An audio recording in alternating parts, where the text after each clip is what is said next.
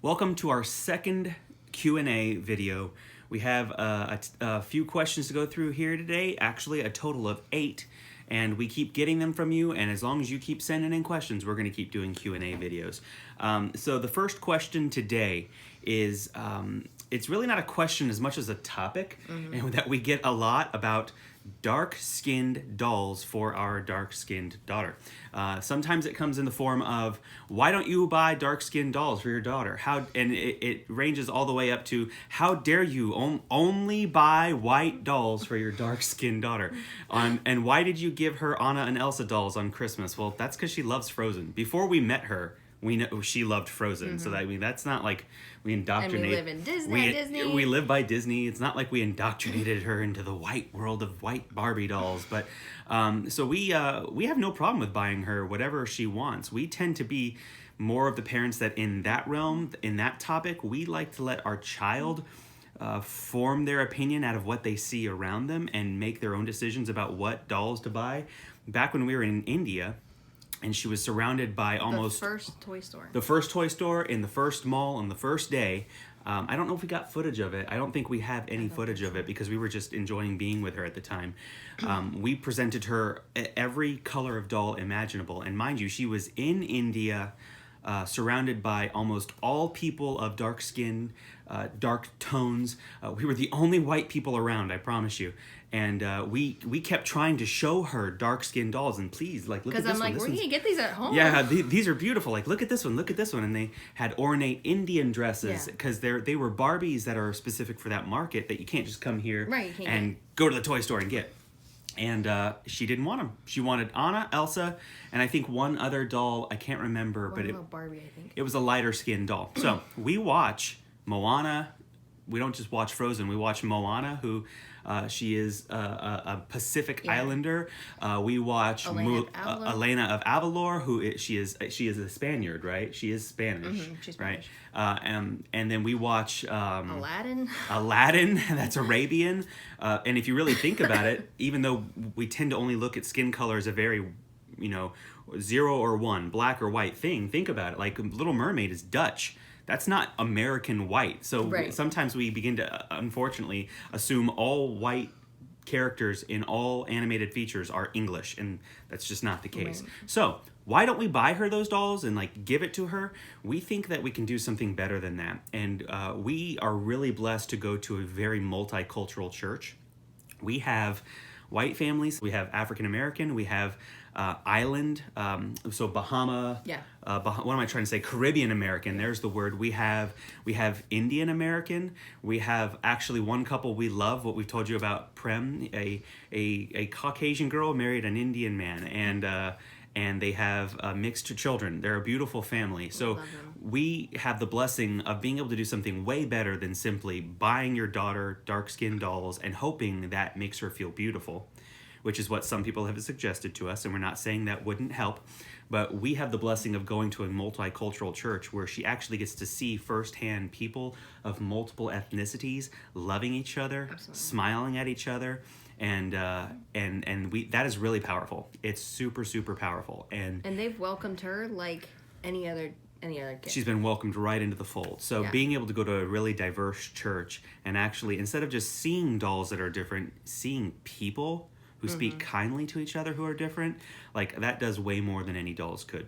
Will we at some point just buy a dark-skinned doll and like shuffle it into the mix? I don't know, maybe, but we just think we can do way better than that when it comes to teaching our daughter that she has beautiful dark skin. We even like point to her skin and say how beautiful you are. Like it's just amazing. But she's not a baby doll girl. True. She is a Disney princess girl. Right. So that's where you see for Christmas she got Snow White. She loves Snow White, and she has dark hair. So we introduced Snow White because she loves that, and Anna and Elsa because she loves Frozen. She's pretty simple. She just loves Frozen. So. Yeah. Funny story. We went to the dollar store before we went to India. Before we met her, before we knew, and they have these dolls that are not Barbie brand, but they're decent looking little cute dolls, and they're like $1 a piece or $2 a piece, right? And we were like, wow, we can just come here and just buy all kinds of different dolls. Right. But I think if we did that today, she would go, which movie is this one from? Right. Like, Isn't that funny? I've never seen this doll. What movie is she in?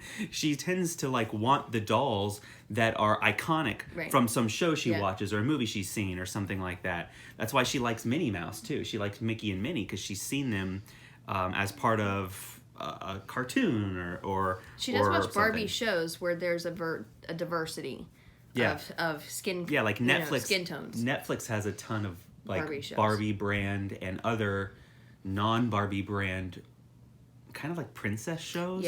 And those shows go out of their way to make sure there is a light-skinned redhead, a blonde girl, a black girl, I don't know but you know what's funny? I don't know if I've ever heard anyone with an Indian accent on those shows. That's what's fun. That's what's interesting about those. I've seen hers not more like her skin tone. So there's skin tones that are completely different. And that's what this question is about. Not accent, it's about skin tone. We're not sure. We have a friend that was adopted from Korea, and for like 8 years, she didn't realize she looked anything different than her mom. Yeah, it's the sweetest thing. You would so the family that they're close friends of ours, and they shared with us that she just thinks she looks like us. She doesn't see any difference, and I think that's just beautifully telling of how children.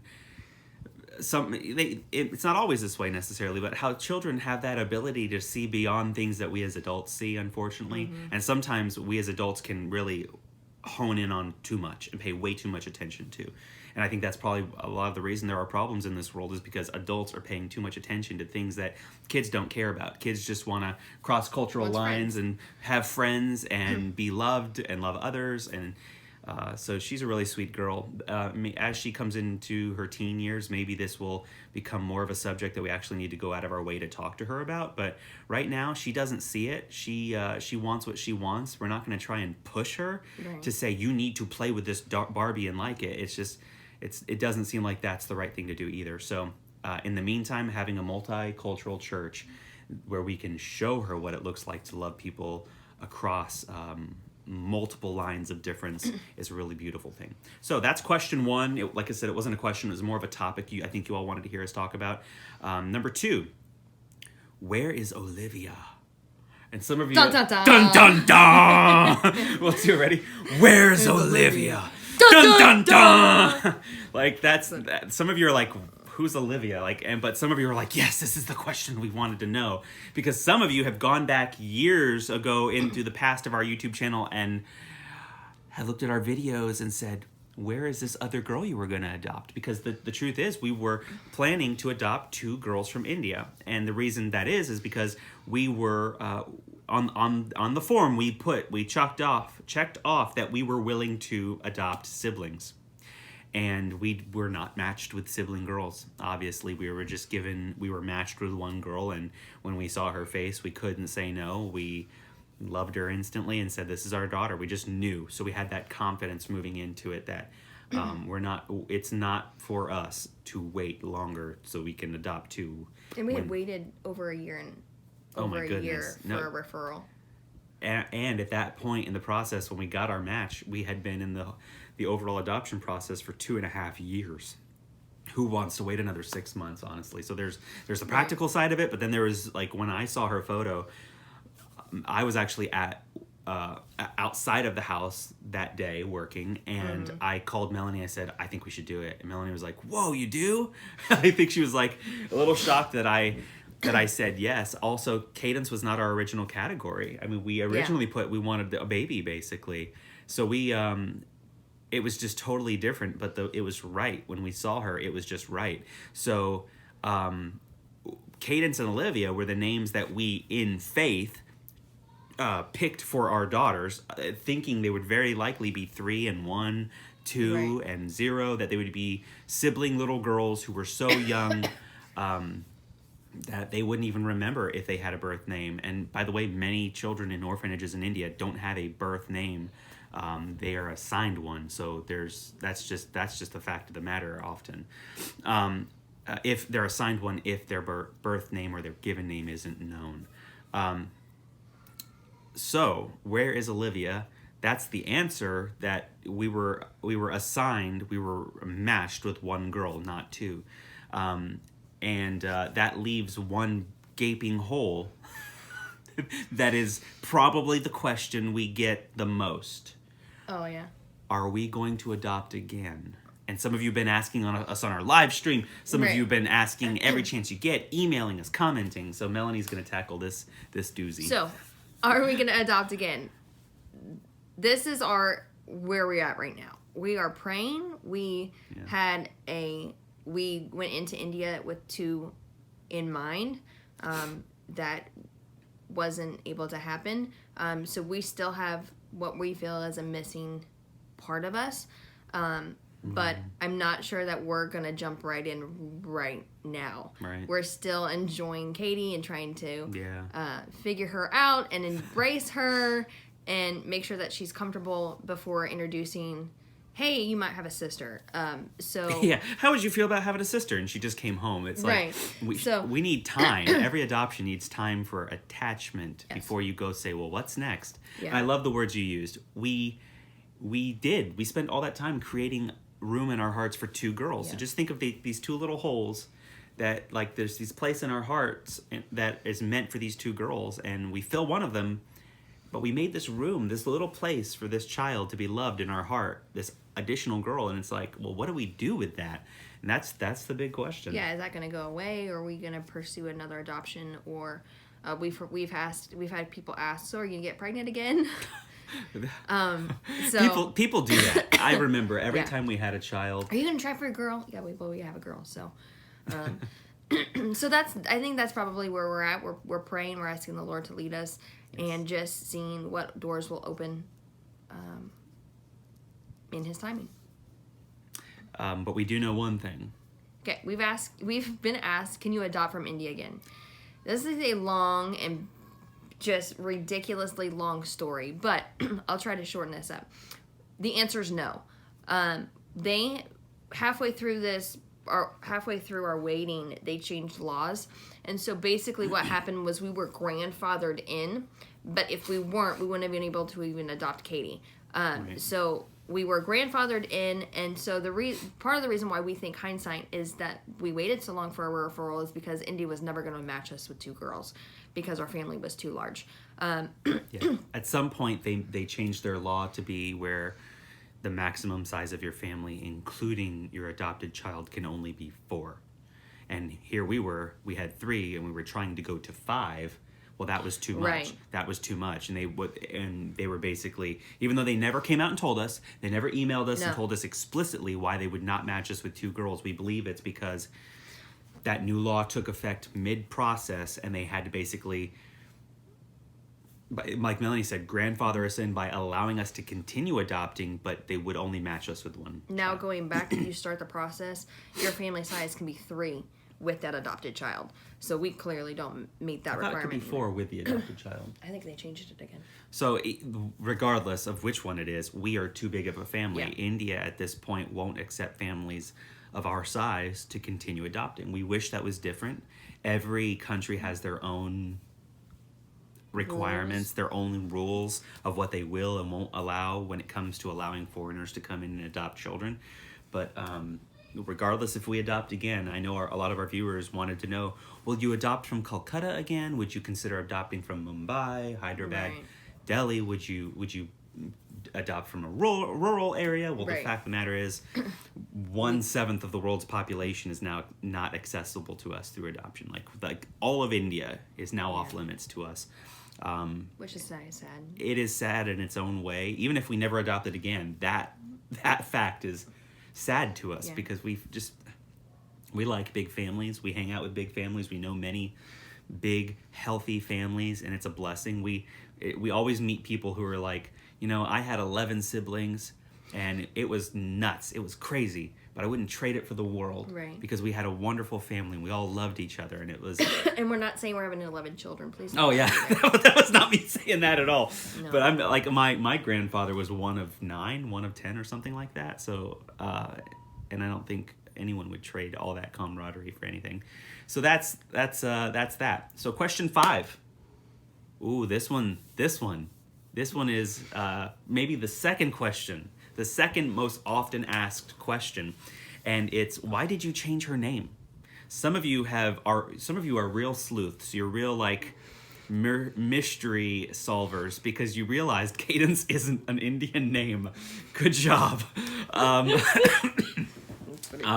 Why did we change her name? Like, wouldn't it have been kinder to leave her with her birth name? Well, as I mentioned earlier, not all names given in the orphanage can always be assumed to be the actual, real, given birth name of your child. It's not something that can be assumed. And in case by case, you can only make assumptions about whether that's even a possibility. So let's take that preconceived notion and throw it out the window that you can't always assume that. I shared this on our live stream, so some of you know this, and I think it's a beautiful story. When I was 15, a lot of the guys I was friends with in high school dreamed about things like being a football player, a professional football player, or having a nice car, or dating the hottest girl in school, which I couldn't have because she was going to a different school. So, but I dreamed about being a father. That was my dream. My dream was to be a dad. My dream was to be a husband. I knew that, whatever I do for a profession, I just want to be a family man. And I knew also that I wanted to be a father of a girl. Like, I wanted to have a little girl who would look up at me and call me daddy.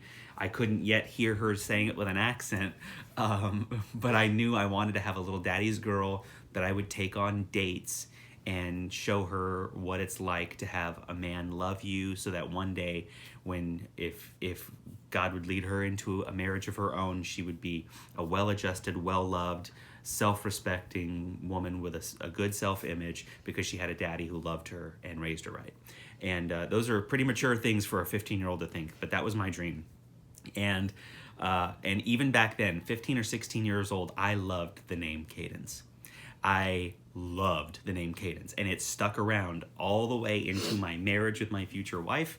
And every time we had a child biologically, we thought, so we conceived Caleb, and in that period where you don't know if your child's a boy or a girl yet, you're picking out a boy name and you're picking out a girl name. Well, he was either going to be Caleb or Cadence. And then we conceived Logan, and Logan was either going to be Logan or Cadence. And then we conceived Timmy, and Timmy was either going to be Timmy or Cadence. And then we were like, is family planning done for us? Are we going to adopt? What are we going to do? That name Cadence was still out there. It was still a name I'd been in love with from the time I was a teenager. And then when we started to adopt, and we thought we would adopt a baby, renaming your baby is very common. I don't know anyone who has ever adopted a 6-month-old or a 9-month-old or a 1-year-old from India and kept the name. They typically rename the child as sort of a rite of passage, because your parent naming you is a very important thing toward it when it comes to being welcomed into that family. The rite of passage is the best phrase I can think of to just to talk about how special it is when your parent looks at you and names you something unique. I mean, Caleb was named Caleb because of the Caleb in the Bible who had faith among the men who went and spied out the promised land. He and Joshua came back, and they were the only two with enough faith to say, we trust that God will give us victory if we go take the promised land. Logan's middle name Matthew was just a tax collector, someone who society despised, but who was called by God and who became one of the 4 writers of the Gospels, and was called to be an actual apostle of Christ. That's an incredible thing. We would hope that Caleb would have faith, that Logan would be called by God to do great things for God. Timothy was a pastor in Ephesus. The books of 1st and 2nd Timothy are written from Paul to his mentee, his kind of son in the faith. And Timothy was a pastor in Ephesus. So we have names for our sons that have to do with faith and calling and ministry and spiritual things. Well, it's a wonderful rite of passage and a wonderful thing to bless your child with the name that you chose for them, so that throughout their life, part of their identity is their parents. And yes, we will go out of our way to talk about how we can keep Cadence's Indian identity central to who she is. But when it comes to her name, we felt it important that even when we found out we were adopting an older child, that we should give her the same rite of passage that a child deserves when they come into a family, whether they're biological or adopted, which is to be named by your parents and to wear that name proudly. It's not shameful that the label you had before they named you is gone. And by the way, it'll never be forgotten. She's 7. We wouldn't want her to forget it. That's not the point.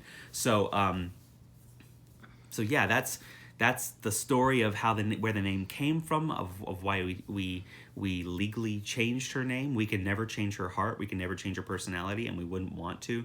So I don't want people thinking that because this old label, this old temporary name is not going to get used in every video or in day-to-day life, that it changes anything about her, because she is still who she is.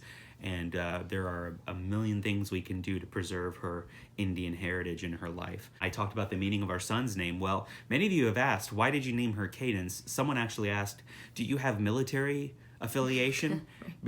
And I think that's because for some people, the word cadence actually has to do with the rhythm of marching in cadence. And that's actually not what it is. In America, the word cadence is more often found in when talking about the rhythm of music, which is a very cute thing. And what we did is we paired it with the name Olivia as one of her 2 middle names, and Olivia is a name meaning peace. So if you put them together, you get a perfect pattern of peace. And that's what we would hope for her life, is that coming out of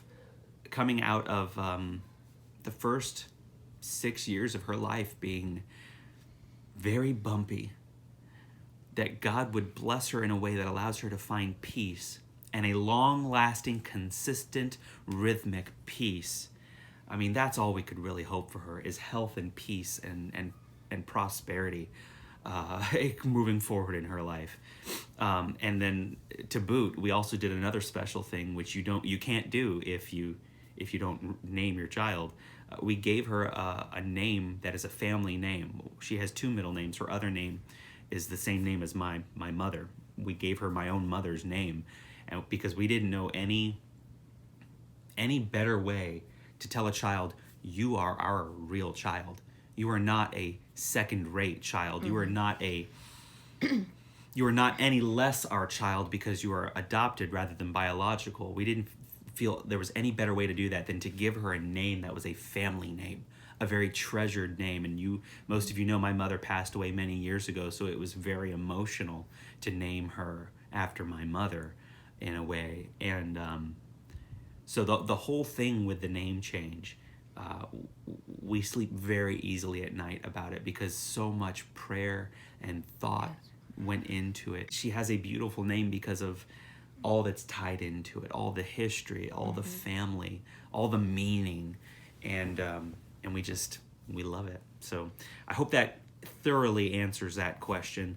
I know we'll probably get more questions on it. Some of you may actually hear that answer and be kind of angry with us. I don't know, but we're good with this, obviously, as her parents, and we don't need the approval of the world to tell us we made the right decision, because each parent needs to in good faith make the best decision they can with what they're given at the time, and we feel we made the right decision. So number 6, I'm going to answer this one too, and then we're going to shoot over to Melanie for 2 questions. What do you do for a living? We get asked that a lot, and I work in technology, in IT, and Melanie is a homemaker, so and a homeschool teacher, which means she works way harder than I do. And she's a great teacher. Is it more difficult to adopt a grown child with some cultural differences? As a person with a non-Western culture, I was wondering if there are any challenges. The short answer is not really. The language would be the only barrier. Barrier is a good word. Major barrier. But she's embracing American culture. We still embrace Indian culture. We have a table runner on our dining room table from India. She's got Indian knickknacks that we bought specifically for her. Much stuff, yeah. So she has that in her room. We eat Indian food. So as much as what she wants us to embrace, because I don't know at this point if embracing too much culture will not allow her to attach to us, if that makes sense. There's always that fine line you have to walk. Absolutely. Because you know there is no easy answer for how to bring your adopted child home and make them feel assimilated into your culture, Right. but also embracing theirs. And where is the line that you walk? When are like for some children, if you talk too much about India, they'll just cry and wish they were back in India, and it'll mess up your attachment. For Cadence, she's not that way. We talk about India all the time. All the time. We talk about India almost every single day, and we ask her about. We watch our videos too.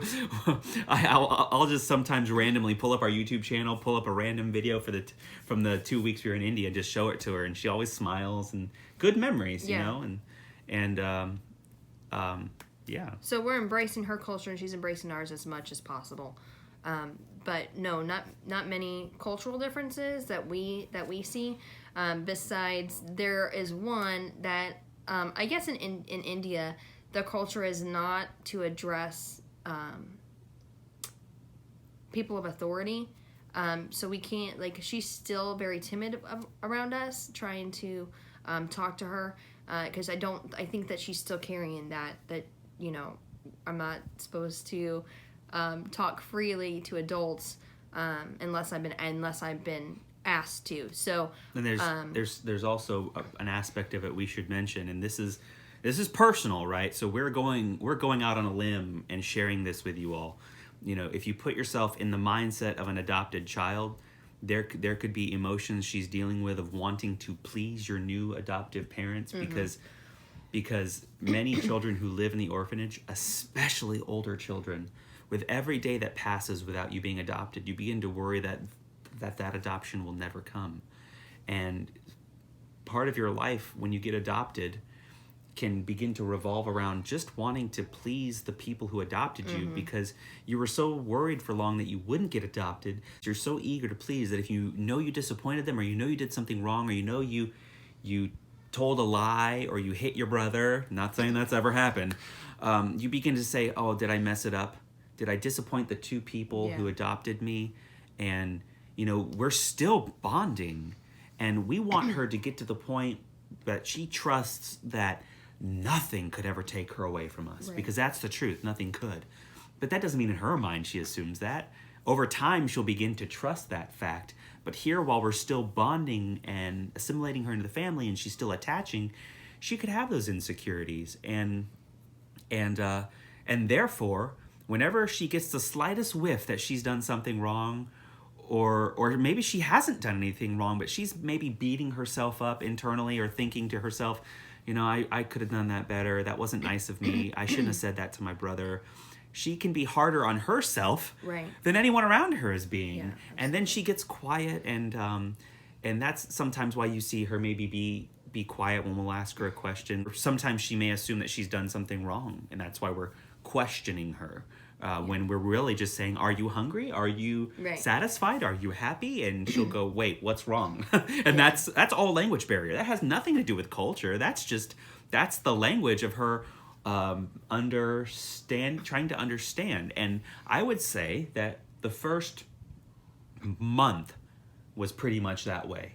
A lot of things would happen, and we would go, no, you're not in trouble. No, everything's okay. Right. We would have to spend a lot of time reassuring her. We love you. We love you. In fact, when we were in India, there was a day where we had to sit down and actually tell her, we're not taking you back to the orphanage. And she smiled when we said that. If you think about that. That, what an insecurity an adopted child must have to wonder to themselves, is there anything I could do to ruin this and make them want to take me back? All the more reason to realize she is a brave girl. Mm-hmm. What a brave little girl to venture across the world and trust a new family and deal with all those emotions. And I'm so enamored and just impressed with her every day, because I know she has to be dealing with a lot as an older child, a 7-year-old child who's adopted. I think there's more emotional barrier and language barrier than cultural. Man, I just feel like she was so happy to have a family. She was ready to embrace whatever came her way. Exactly. That's just how it always felt. So, so good question. And I know I jumped into that one. That was supposed to be hers, but yeah. That's all right. Question number 8. The birthplace is typically in most cases, is always remembered. So when she will grow up, do you think that she'll miss India? We don't know how much she remembers. We talk about India. She typically doesn't bring it up.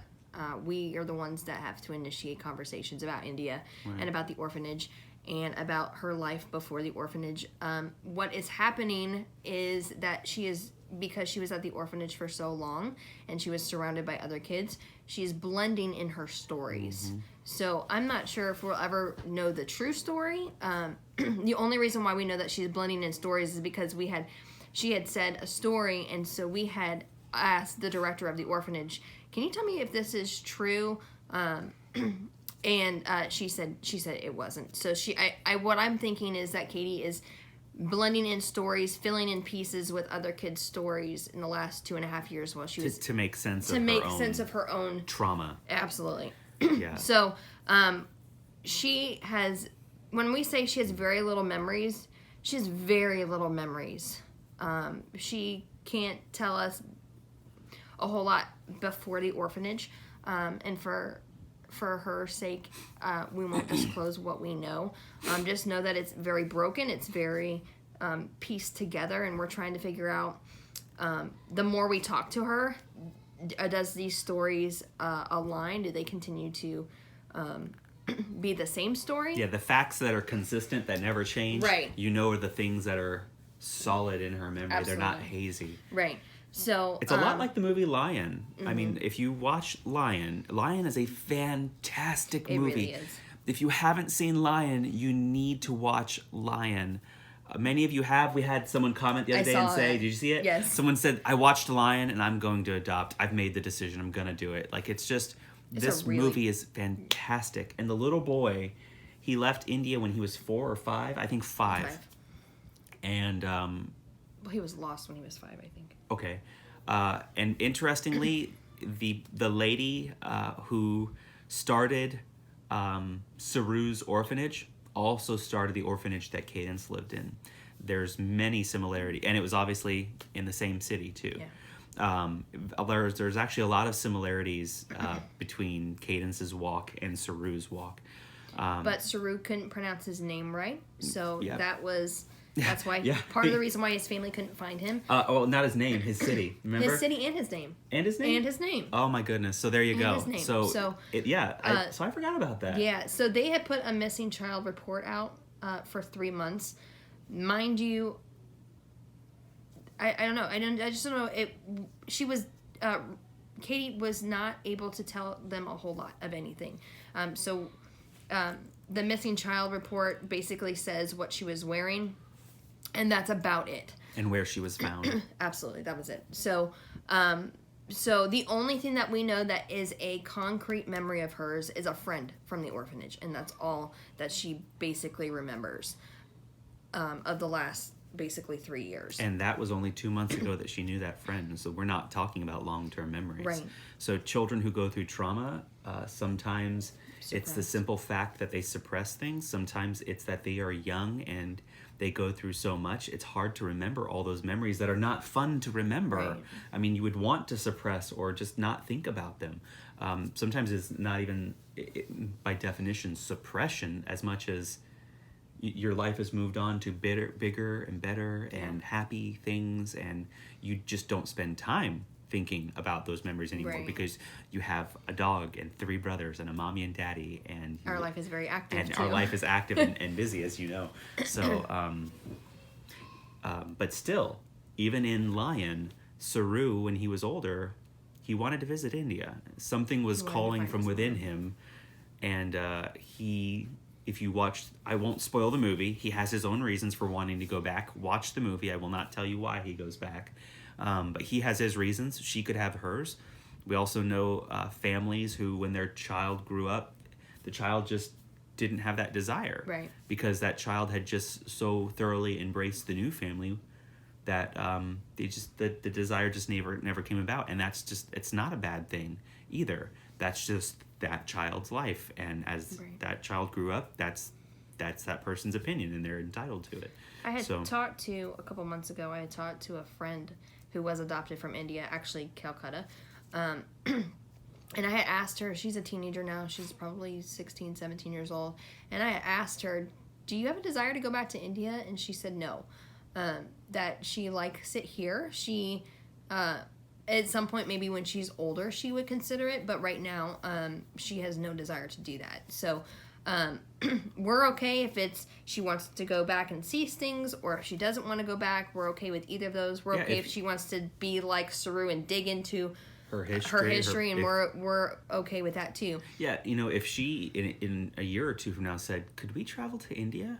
You and I would consider it. We'd be like, Absolutely. Okay, if that's what you want to do, let's see how we can make that our family vacation for whenever. I mean, that would be awesome. That's actually fun. I miss parts of it. I mean, certain aspects of it. When I watch our old videos 2 months ago, I'm like, man, I kind of do wish I could go back there right now. That was fun. And I mean, the boys, it would be a total eye-opening experience to go across the world. So we would take that as it comes and see what she wants to do. And we have some things planned here in the next few weeks. We still haven't gone to Patel Brothers. Like, we want to take her up there, and we know she'll meet some people, because when we were there, we heard people speaking Hindi. I'm familiar with the sound of Hindi because I've worked with Indians through many Indians actually through my work. I don't know if I heard anyone speaking Bengali. I think there's tonal differences. I don't think I heard anyone, but I don't think so. You never know. If we go there, you never know if someone will say, "I'm from Calcutta. I'm from West Bengal.